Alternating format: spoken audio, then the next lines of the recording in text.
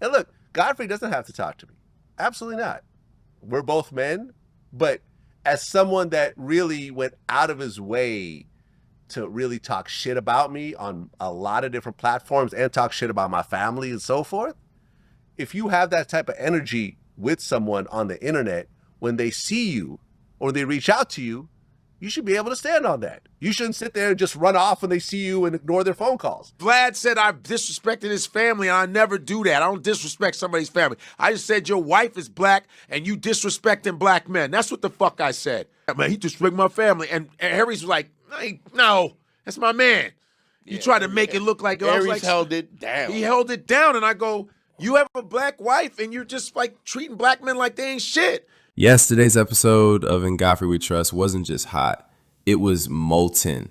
What started as a discussion quickly transformed into a fire-breathing, elbow-dropping tirade on racism, hypocrisy, and the creepy savior complex of white dudes with black partners. Welcome to the roast of Hulk Hogan, Michael Rappaport, VLADTV, and anyone else who thinks proximity to melanin is a personality trait. Godfrey, ever the unapologetic truth slapper, didn't just call out Hulk Hogan. He metaphorically suplexed him through a flaming table of receipts. We're talking about a man, Hogan, who apparently didn't just whisper the N-word in a moment of ignorance. No. According to the podcast, it was a full-on, well-rehearsed TED Talk of racism, complete with firing a black woman on sight like he was casting for a plantation drama. Kids, think about you as a kid. What about Talk the black about a kids? real life superhero. What about the black when kids? The Hulkster was out there oiled up with his goatee and his hair.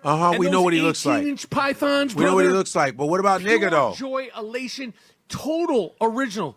This is an original Face is turning character red 'cause that you know he he lying. created. He avoiding Hulk shit. fucking Hogan. The Hulk. What else? What else? What if he was an anti-Semite? The You Hulk. say that? If he was right, if he said something about Jews, you'd have been mad as fuck. I bet they eating them up in the comments. Michael Rappaport, you were wrong on this. I disagree with you. You skipped it. You said the obvious. Python, whatever. He called black people niggas, and he fired one black girl when they were promoting the beer the thing. New beer, yeah. Got rid of the black girl. So he didn't know she was black. So no, what? He didn't know, like when he hired her, he didn't know she was black. Oh, and when he saw, he was like, "Get her off." Yeah. So he was a racist piece of shit. Yeah. So fuck him, and fuck you for talking about that. And I don't give a fuck because that's bullshit with your black girl dating ass. Fuck you talking about, man. What is this? What is this white boys with these black partners, and all of a sudden they forget about the fucking atrocities? Fuck is wrong with you with your fetishy ass shit? That's how I feel, because that's disrespectful. You should have been like, yo, I don't care if he said nigger.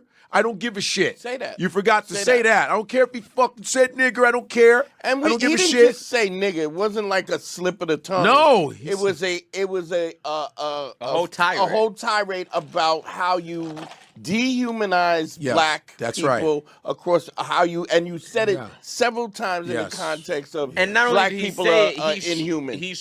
Godfrey described it not as a slip of the tongue, but more like Hogan's tongue had a season pass to antebellum land. And let's not forget the cherry on top, not taking pictures with black kids. Like, bruh, you pose with a python in the 80s, but a smiling black child is where you draw the line. But Godfrey wasn't just swinging at Hogan. No. He had smoke for the whole clown car. Next up, Michael Rappaport. Now, Rappaport has made a side hustle out of being down, but Godfrey pointed out that his selective outrage smells a little off, because when the N-word flies from Hulk's bleach blonde mouth, Rappaport seems to go strangely mute. But if someone even suggests anti-Semitism, he's storming social media like he's the 101st keyboard airborne. Is that his wife? Yeah. Wow. Corny. Wow. Yeah. Wow. That's his wife. And you just skipped the nigga part. This is what I'm saying. This And is Mike, what, can you and this put is up not, what he said, what Hogan and I'm said? not disrespecting his wife because I don't know her. But how could you? This is what I mean. It's fetishy ass shit. It's like it's okay to call us niggas, but you didn't even address that. You could have been like, I didn't like that. Like, yo, that was disrespectful. Did he put up an apology or no? No, I don't know. I think he's standing 10 toes on that shit. He knows about the racism. He just didn't care. But it's just I'm getting tired of that shit. It's like when JD Vance calling Asians fucking peasants and your fucking Indian wife is standing right next to you. What is this, Right, man? yeah. And she's standing right next to you. But she's so happy to be in Air Force 2, she don't give a fuck. This fetishy ass shit, man. That's his wife. Then we get to the meaty middle of the episode. The fetishy white boys with black partners. Godfrey had no chill. None. He didn't just call out performative allyship. He, Ric Flair, chopped it across the chest. His point was simple. Dating a black woman doesn't mean you've defeated racism like it's a final boss, especially if in the next breath you're bashing black men or playing cleanup for white nonsense like Hogan's racist rants. According to Godfrey, this kind of fetishism isn't love, it's cosplay. It's look at me, I'm evolved energy while still perpetuating systems your own kid will suffer under. Exhibit A, VLADTV. Man, I'm tired of you fetishy ass white boys doing this kind of shit.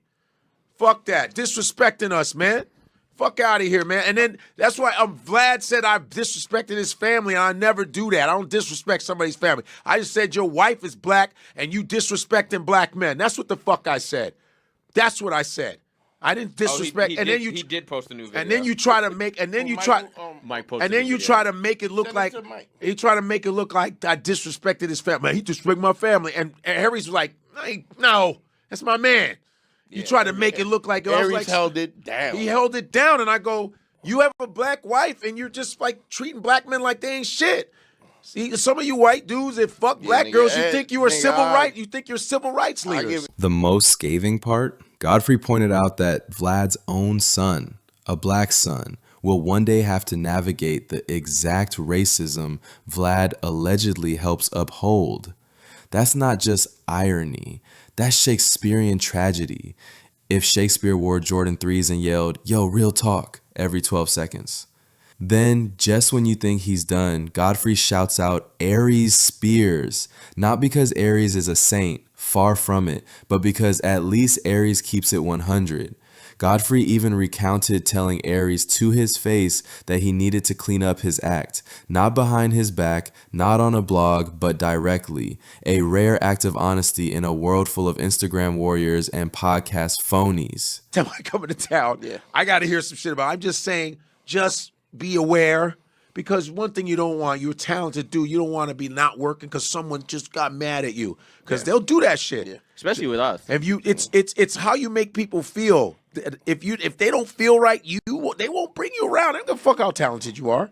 Yeah. And I said, I just want you to mind that shit. I told him right to his face. Yeah. Because I'm not going to talk behind your back. You know what I mean? So, yeah. So, I think the whole Vlad shit, that you, like, trying to change the narrative and shit, trying to say, oh, man, he tried to talk about my family. Ain't nobody talk about your family. I wouldn't disrespect your kids, nothing. But your family's black, and you're shitting on black men, and it's getting fucking tiring. It's getting tiring. And then because you got somebody... Does he have a son? They got twins. Boys or girls? Boy and girl, fraternal.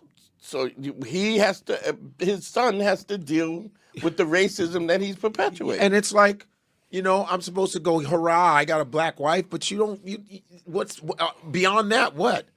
Like, ugh. Anyway. So what was this episode really about? Accountability. Godfrey's fury isn't about canceling people, it's about consistency. You don't get to be down on Tuesdays and silent on Wednesdays. You don't get a racial immunity idol just because your partner is black. And you sure as hell don't get to pretend Hulk Hogan's racism was just a bad promo cut in the 80s. Some things don't get old, they just rot. In short, In Godfrey We Trust went full barbershop. No filter, no forgiveness for performative allies, just one long, justified rant that made it crystal clear. If you're going to love black culture, love black people. All of them. Even the ones you don't monetize. And Hulk Hogan, he's not getting back in the ring. Not because he lost a match, but because he lost the people. Brother.